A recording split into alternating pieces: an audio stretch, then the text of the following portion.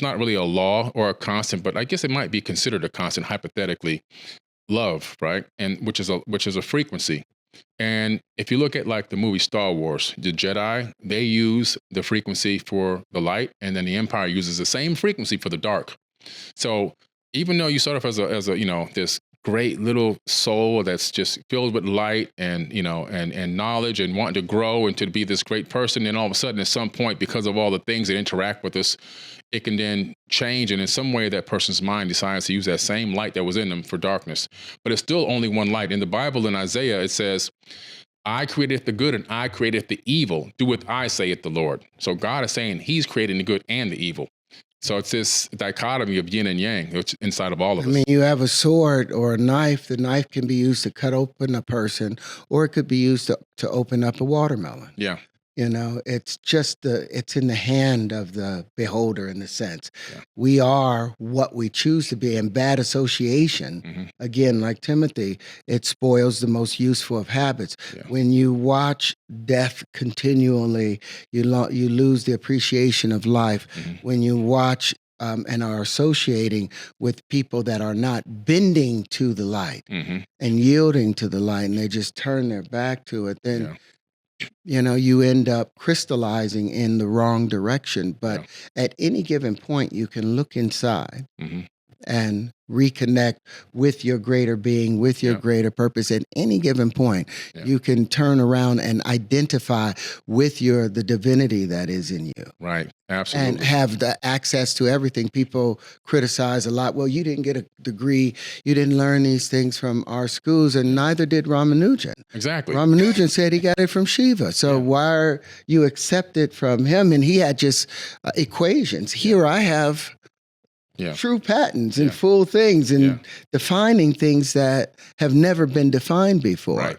Why don't you accept it? And I had to accept that they weren't supposed to accept it. It wasn't meant for them. Right. But the people that do accept it and understand, within that is the secrets to everlasting life. Yeah. Yeah. The true secrets of being able to manipulate the universe in a good way. And I think the universe gave me these gifts because of my overall nature. At the end of the day, I don't really care about humanity. I care about the hue of our humanity. Okay. I want a legacy to where we're considered like the angels, and animal and plant life to rejoice when they interact with us instead of running in fear. Like my ninth rule for my family is make way for life. And that's the message for our church. Yeah. The Center for Truth, Love, and Consciousness, TCO-TLC, is make way for life. Gotcha. Beautiful. That's beautiful, man. And speaking of some of the rules that you have, let's talk about teriology. You've introduced the idea of teriology. It's a different approach on how you see the universe's fundamental building blocks. So let's get into that. Well, see, the funny thing is that was the writer for the Rolling Stones. That you came up with that term? He said teriology, and I think he said it as a slight. Because that entire article was seriously a hit job. Wow. But I told him about the Tetractarian wave conjugations. Okay. That's what it always was, but they began calling it teriology. Oh, gotcha. Just to like a little jab. As a jab. Yeah. But the fact that they're talking about it and had to talk about it actually added to what we're doing, because these are, what I did is I took the flower of life. So if we go to my book, tcotlc.com, this is kind of the journey of how these wave conjugations came about. Okay. I was told that our fundamentals came from the Platonic solids. And my question had always been, because I always wanted to get to the root of things, like I loved etymology. I wanted to get to the root of the word and understand what was intended. Yeah. So I wanted to know where the fundamentals came from. And they said that the fundamentals were the tetrahedron, the octahedron, the hexahedron, the icosahedron, and the dodecahedron. Right.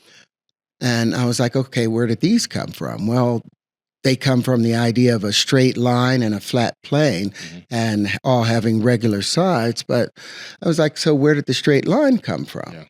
You know, here I am asking, you know, how did God come to be? Right. You know, because God is the straight line. Because what do they say? We want to straighten something out. Yeah. If there's any situation that's wiggly, you know, let's put a ruler on it. Let's straighten this out. Let's get it all squared away. So that's their kind of God. I was like, let me look at this.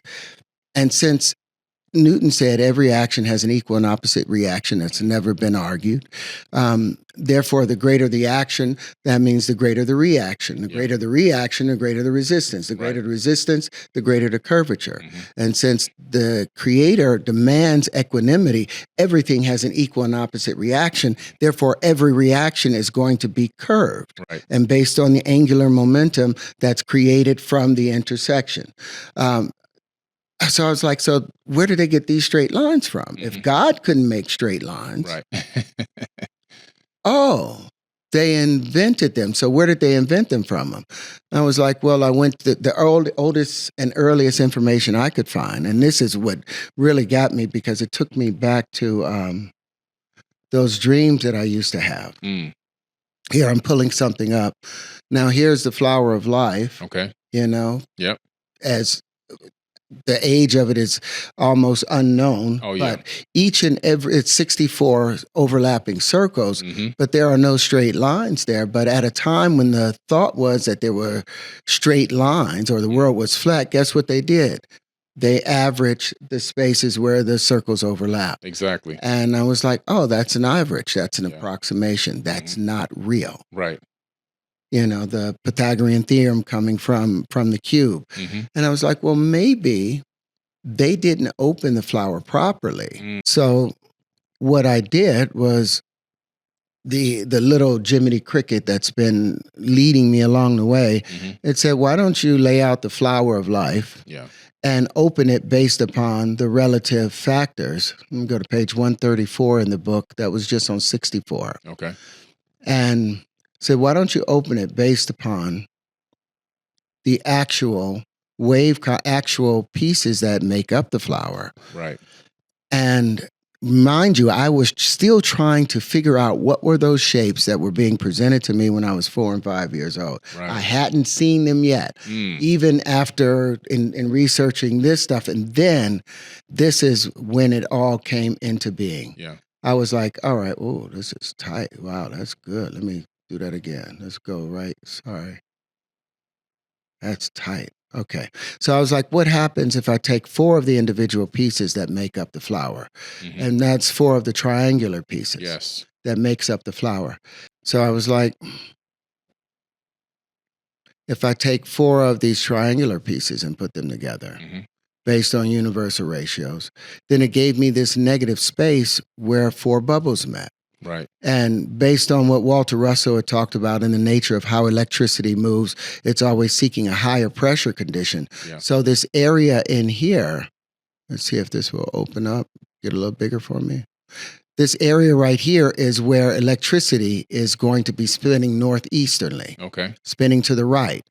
Now, as the electricity, as each wave hits here, now it's being pushed by other waveforms, and so it gets pushed out to these vortices at the tip, and now it's no longer able to spin northeast, and so it starts, because it has low density, it has nothing to push against, so it starts spinning southwesternly. Gotcha. And now this is where it becomes magnetism. Well, I found it interesting, but they gave me the patents for this thing, and I called it the tetraene. Yeah. You know, but it turned out to be the geometry of hydrogen. And I'll explain that. I will qualify that as we go along. Then I was like, well, what happens when 8 bubbles meet? Now, what was interesting, this is the negative space where 8 bubbles are meeting. Yeah. And you have the 8 contractive sides for the Huntian. 1, 2, 3, 4, and there's 5, 6, 7, 8 if you were to turn it all the way around. But it only had 6 magnetic poles. So that meant that it had a greater electrical potential than a magnetic or repulsive potential. And I was like, wow, that sounds like a neutron. Yes. That sounds like the work of a neutron. But what was interesting, I was like, but how does it have in nature? Everything is always balanced. I was like, so this having a greater electrical potential than a repulsive potential, magnetic potential, I was like, that wouldn't exist inside of the universe unless this right here, each time these tetrians, these 4 tetrians, as they unite around or combine or interact, you'll see that they are taking up 1, 2, you have 1 and 2 of the electric potentials taken up. And they gave me again, oops, God forgive me.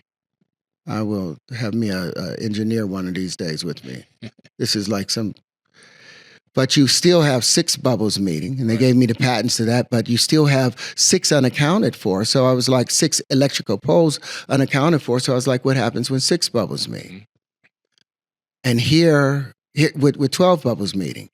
And now you still have 4 unaccounted electrical poles, and it's a stable system. And I called this an Aubrian. And I'll show you in the video that I just showed you the supersymmetry of it. But then I was like, what happens when you put 24 bubbles together? And again, all of these, the patents were granted, but you'll notice this entire thing is literally the pressure condition that's generated from 8 of the tetrians pushing on a given point, pushing on this one center right here. So this doesn't really exist.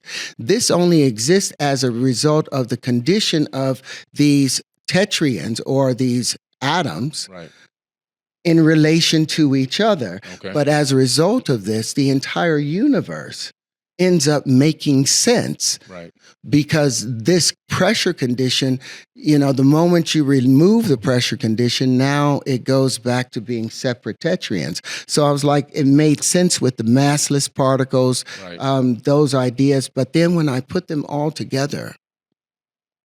This is incredible because when you look at this basic science of accretion, right?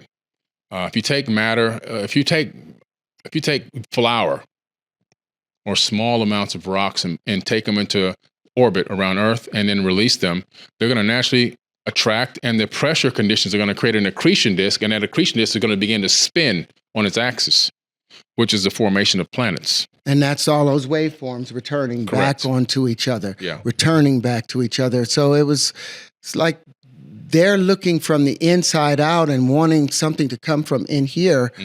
But I want to get to these 1 videos, 5 different pressure conditions that replace the platonic solids. You have a grand unified supersymmetry that don't exist. Here's where 4 bubbles meeting where 8 bubbles meeting where 6 bubbles meeting where the 12 is meeting. I put 5 of where the 12 coming together. They make natural star forms. I put 10 of them, and they create these natural icosahedrons when you put 2 of them on top of each other.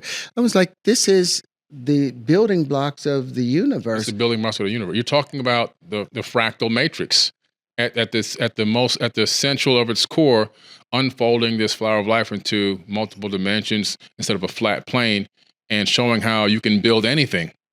Anything. Build a planet, a sun.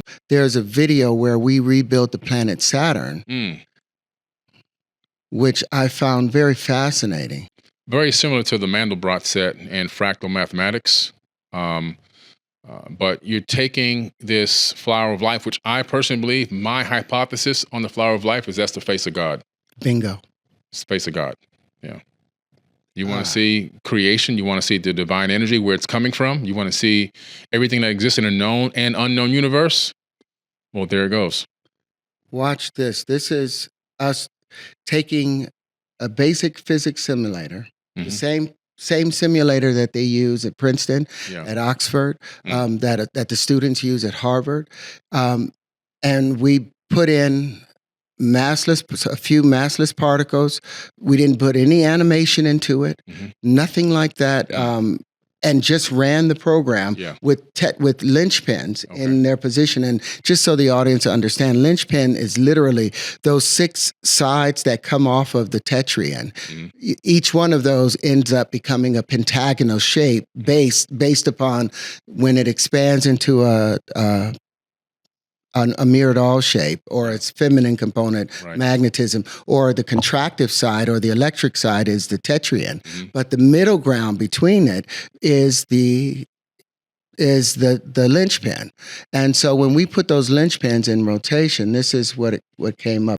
So what we basically did is at all of these individual points, we put 4 linchpins into rotation with each other. Gotcha. Now your massless particles, would that be the Higgs boson? Those were just the massless particles. We put not massless particles. We put like 300,000 mass, particles inside it. I wasn't supposed to say massless. Okay. And these particles, just to give it rotation, and in the center of it, we gave it a harmonic, just an on and off harmonic. Gotcha. And allowing it to play itself out without us doing anything, but hitting play and letting it go through a few rotations of it. Yeah. This is what it ends up generating. Let me go up a little further. There. Should start moving now. Yeah.